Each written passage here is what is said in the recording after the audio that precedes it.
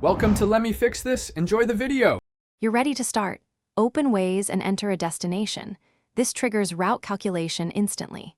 Make sure location and background refresh are allowed so routes update while you move. Once done, pick a suggested route. Waze shows ETA and traffic color overlays. Tap Go to start navigation.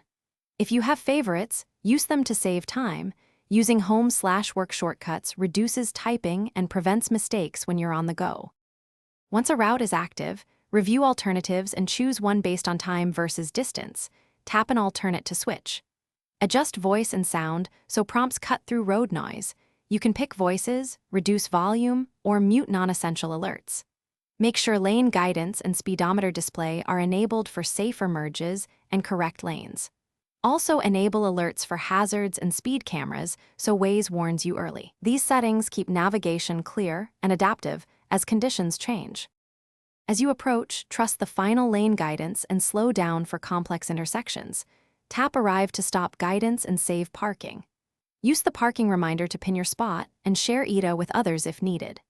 If navigation behaves oddly, jumping position, or wrong route, toggle your device's location to high accuracy, restart the app, or clear route and re-enter destination.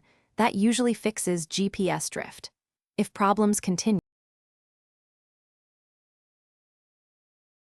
Thanks for watching. If you found this helpful, don't forget to like and subscribe.